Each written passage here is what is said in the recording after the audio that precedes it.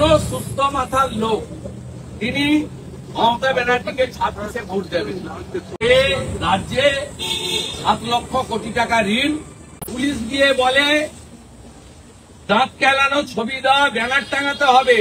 আবার বাড়লো পুজোর অনুদান, বাড়লো আরো 25,000 টাকা। দুর্গাপুজোর জন্য উদ্যোক্তাদের এবছর 1,10,000 টাকা করে অনুদান দেওয়ার কথা ঘোষণা করলেন মুখ্যমন্ত্রী মমতা বন্দ্যোপাধ্যায়। আগামী বছর রাজ্য বিধানসভা নির্বাচন, তা নজরে রেখেই অনুদানের অঙ্ক বাড়িয়ে 1,10,000 টাকা করা হলো বলে অভিযোগ বিরোধীদের। বিরোধী দল নেতা শুভেন্দু অধিকারী বলেন, এতে কোনো লাভ হবে না।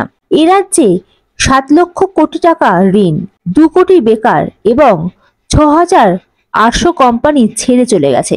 সেখানে 2026 সালে কোনো সুস্থ মস্তিষ্কের মানুষ তৃণমূলকে ভোট দেবে না। কোনো লাভ হবে না, সব পুরসভায় হেরেছে। যারা প্রকৃত সনাতন হিন্দু ভারত প্রেমী তারা মমতা ব্যানার্জির যতই ঘুষ দিন আপনি, পুলিশ গিয়ে বলে পারমিশন দেব না, টাকা দিতে হবে। পুলিশ গিয়ে বলে দাঁত কেলানো ছবি দেওয়া ব্যানার টাঙাতে হবে। পুলিশ গিয়ে বলে পিতৃপক্ষে প্যান্ডেল উদ্বোধন করতে হবে। এরা অনুমতি পাবে না। অতএব এর টাকা নেওয়ার সঙ্গে সমর্থনের কোন সম্পর্ক নেই। গত কয়েক মাস আগে যে 56 ভোট করেছে লোকসভায়, 7 দফাতে প্রত্যেক দফাতে 5,000 করে ক্যামেরা বন্ধ রেখে করেছে, প্রত্যেক দফাতে। সেখানে শহর এলাকায় কলকাতা পুরো এলাকার 54টা ওয়ার্ডে যাদবপুর, দক্ষিণ এবং উত্তর কলকাতা মিলে তৃণমূল হেরেছে। 77টা পুরসভা কর্পোরেশন, শিলিগুড়ি কর্পোরেশন হেরেছে, হাওড়া কর্পোরেশন, আসানসোল কর্পোরেশন হেরেছে, দুর্গাপুর হেরেছে।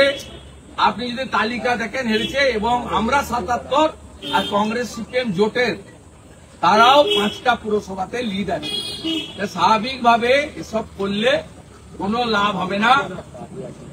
যে রাজ্যে 7 লক্ষ কোটি টাকা ঋণ, 2 কোটি 15 লক্ষ শিক্ষিত বেকার, 60 লক্ষ পরিযায়ী শ্রমিক, যে রাজ্যে এই মুখ্যমন্ত্রীর আমলে 8,200 সরকারি স্কুল বন্ধ হয়েছে, 6,800 শিল্প দাঁড়িয়েছেন এই মমতা ব্যানার্জি টাটা সহ।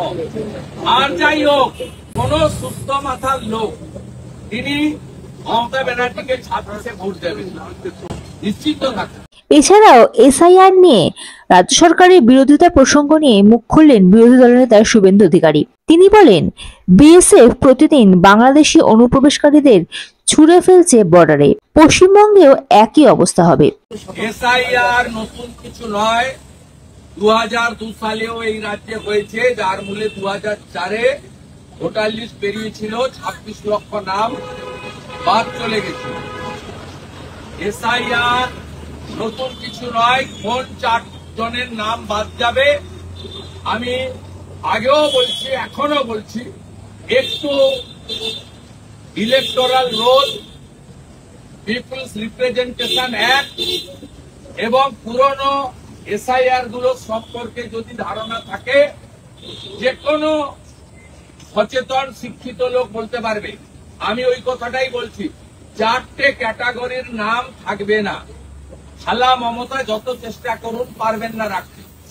এক হচ্ছে মৃত ভোটারের নাম থাকবে না, ডবল এন্ট্রি ভোটারের নাম থাকবে না, 3 হচ্ছে অস্তিত্বহীন ভোটারের নাম থাকবে না, 4 হচ্ছে রোহিঙ্গা এবং বাংলাদেশি মুসলমানের নাম থাকবে না। হরিয়ানা পুলিশ দলে দলে হরিয়ানা পুলিশের গাড়িগুলো আসছে, বিএসএফ এর হাতে তুলে দিচ্ছে। একটু আগেই বনগাঁ পেট্রোপোলে লাথি মেরে বাংলাদেশের 21টা অনুপ্রবেশকারীকে, বাংলাদেশি অনুপ্রবেশকারী মুসলমানকে বাংলাদেশে পুষব্যাক করছে। প্রত্যেক দিন হচ্ছে। এদেরকে ছুঁড়ে ফেলে দেওয়া উচিত, এই রোহিঙ্গা এবং বাংলাদেশি অনুপ্রবেশকারী মুসলমান। Bureau report, ND Bangla news. সবার আগে সব খবর, সঠিক খবর পেতে ফেসবুক পেজটি ফলো করে এবং ইউটিউব চ্যানেলটি সাবস্ক্রাইব করে রাখুন আর শেয়ার করতে ভুলবেন না।